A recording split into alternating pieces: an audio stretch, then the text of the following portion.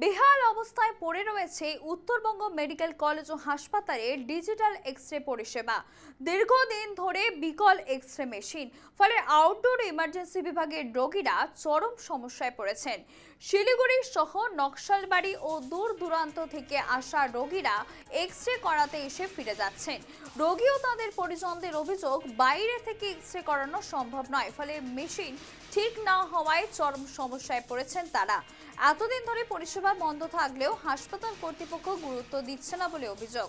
তাই কার্যত হাসপাতাল কর্তৃপক্ষের বিরুদ্ধে ক্ষোভ উগরে দিয়ে এই সমস্যার দ্রুত সমাধান করার দাবি জানান তারা। সরাসরি রয়েছে আমাদের প্রতিনিধি জয়দীপ বাগ। জয়দীপ, উত্তরবঙ্গ মেডিকেল কলেজ ও হাসপাতালের এক্স-রে মেশিন দীর্ঘদিন ধরেই বিকল অবস্থায় পড়ে রয়েছে, ফলে পরিষেবা না পেয়ে বাইরে থেকে এক্স-রে করাতে হচ্ছে রোগীকে। কি জানাবে?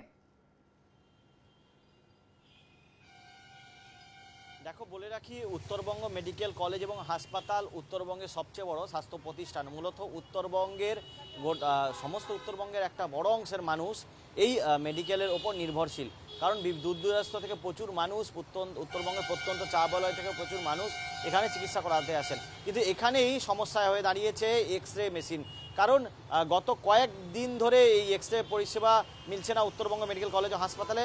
রোগীরা এক্স-রে করাতে এলেও তাদেরকে রীতিমতো ঘুরে যেতে হচ্ছে, কারণ এক্স-রে পরিষেবা বন্ধ থাকায় সমস্যায় পড়তে হচ্ছে। আর যে সমস্ত মানুষ যারা দূর দূরান্ত থেকে উত্তরবঙ্গ মেডিকেল কলেজ ও হাসপাতালে তারা চিকিৎসা নিতে আসেন, তাদের কাছে সমস্যা হয়ে দাঁড়িয়েছে। কারণ তাদের কাছে আর্থিক সমস্যা থাকার কারণে তারা বাইরে চিকিৎসা করাতে পারছেন না। ফলে সরকারি যে স্বাস্থ্য প্রতিষ্ঠান অর্থাৎ মেডিকেলের উপর তাদের ভরসা, সেখানে বাইরে যদি এক্স-রে করাতে হয় সেখানে প্রচুর টাকা খরচ হয়।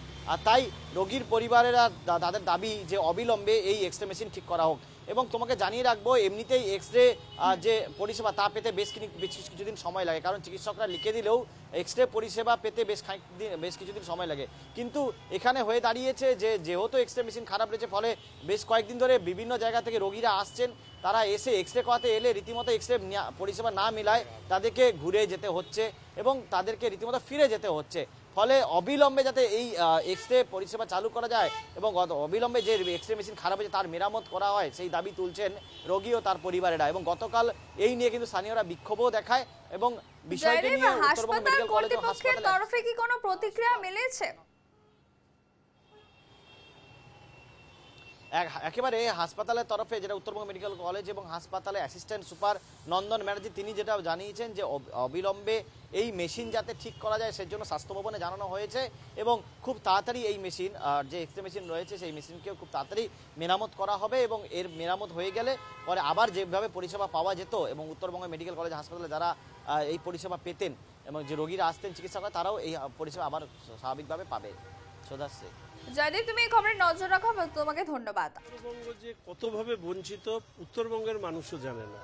ভাবুন, উত্তরবঙ্গের সর্ববৃহৎ মেডিকেল কলেজে এক্স-রে করার অর্থ পর্যন্ত এই রাজ্যের সরকার দিতে পারছে না, আর রাজ্যের স্বাস্থ্যমন্ত্রী মুখ্যমন্ত্রী একই।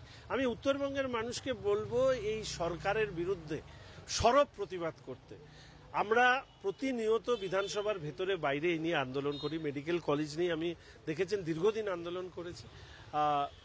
এই বিষয়টি নিয়েও আমি মাননীয় সুপার সাহেব প্রিন্সিপালের সাথে কথা বলবো এবং দ্রুত যদি ব্যবস্থা না নেয় তাহলে অবশ্যই মেডিকেল কলেজ নিয়ে আবার আন্দোলন করব।